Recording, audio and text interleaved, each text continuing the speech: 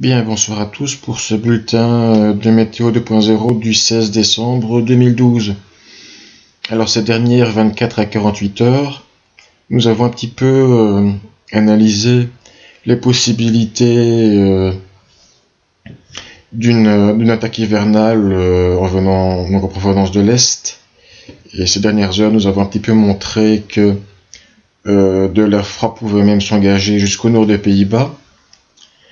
Ce soir, évidemment, on va prendre des pincettes, mais ce soir, les modèles semblent un petit peu rebrousser chemin par rapport à cette thèse-là, et l'air froid semble perdre la partie avec donc une douceur océane qui s'engagerait un petit peu plus vers l'est. Alors on va un petit peu analyser les modèles états-uniens et européens, toujours en projection hémisphérique pour vous montrer cela.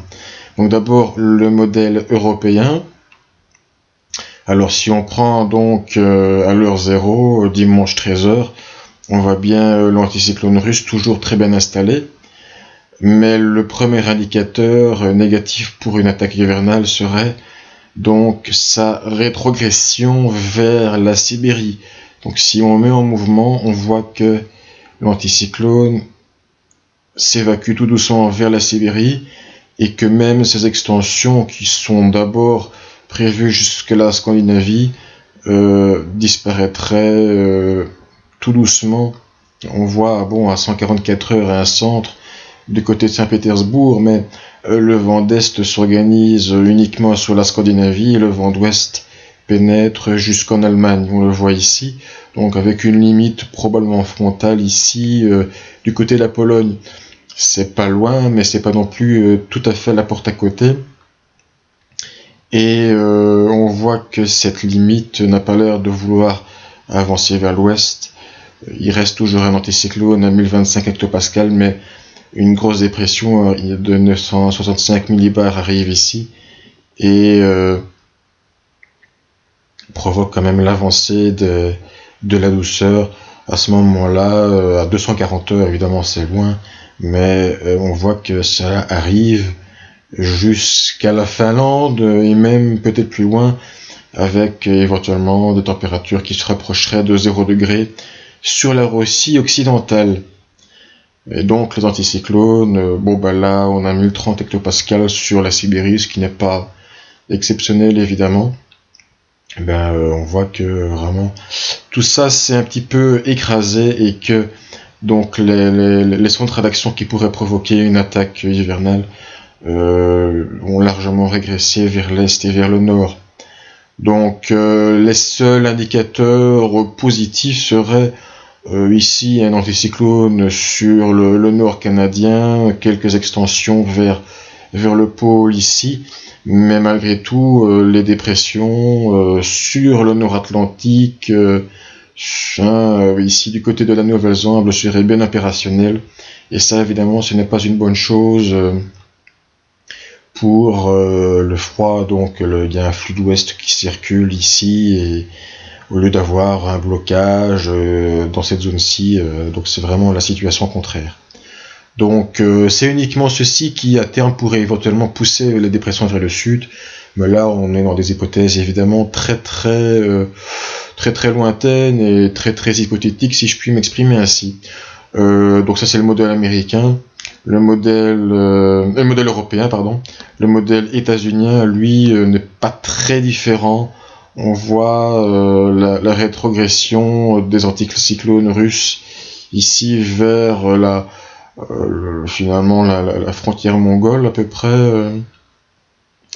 Et donc les dépressions qui sont bel et bien sur l'Atlantique, on les voit très bien ici, 970 hectopascales, et qui progressent un peu plus vers l'intérieur du continent, avec donc un flux de sud-ouest qui s'organise jusqu'à la Pologne à 192 heures. Si on continue au-delà des 192 heures, eh bien la situation ne s'améliore pas pour les fanatiques de l'hiver. On voit que la dépression pénètre même jusqu'en Russie, avec l'anticyclone des Açores qui se positionnerait sur l'Espagne et un flux de ouest-sud-ouest qui viendrait des Açores nous atteindrait avec donc des températures proches de 10 degrés sans doute. Voilà. Et alors bon les anticyclones polaires, bon on a effectivement une haute pression canadienne qui s'étend à travers le pôle, enfin la zone est du pôle Nord et jusque donc du côté de Vladivostok ici, mais on est très très loin et les dépressions ont l'air bien installées malgré tout dans cette zone-ci et donc cela augure quand même d'une circulation d'ouest peut-être pas toujours parfaitement établie avec peut-être quelques petites ondulations, mais les blocages nordiques qu'on pourrait avoir sur le Groenland, sur l'Islande ou sur la Scandinavie sont vraiment absents. Et donc, ça pourrait être le début d'une période douce. Il faut savoir que les modèles saisonniers envisagent un mois de janvier doux, voire très doux. Et personnellement, je pense même qu'on pourrait régulièrement, de temps en temps, dépasser les 10 degrés, peut-être même se rapprocher des 12 à 15 degrés ponctuellement en janvier. Ce ne serait pas totalement impossible. Ceci n'exclut évidemment pas des surprises ou des possibilités venant du Nord, mais les différents modèles et la situation actuelle ne nous permettent pas d'être optimistes quant à l'arrivée d'une nouvelle incursion froide. Nous verrons évidemment dans l'avenir si cette théorie va se vérifier, on ne sait jamais après tout. Mais le petit espoir qu'on avait ces dernières 24 et 48 heures semble s'évanouir un petit peu. Et donc voilà, le froid a l'air de vraiment vouloir s'éloigner vers l'est.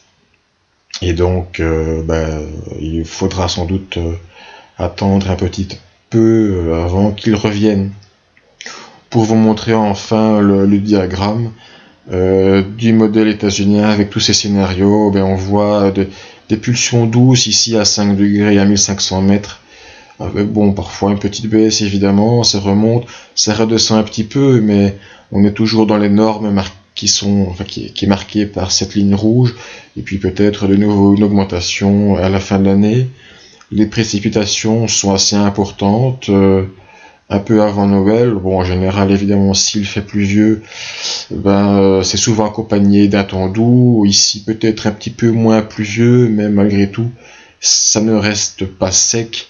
Et à moins d'une exception comme décembre 2010, évidemment, ou d'autres ont en général un temps humide, donne un temps doux et un temps sec accompagné d'un temps froid.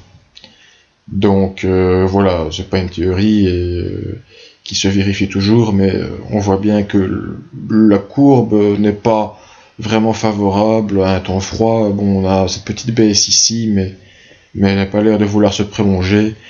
Et vraiment, en plus, toute une série des scénarios reste encore au-dessus de la moyenne. Donc voilà pour ce bulletin du 16 décembre. Désolé pour les fanatiques du froid, peut-être qu'on va se tromper évidemment, mais cela ne semble pas être le cas, et donc il semble bien que le froid ne nous revienne pas cette année 2012. Tant pis pour les hivernophiles, et peut-être tant mieux pour ceux qui n'ont pas beaucoup d'argent pour se chauffer. Voilà.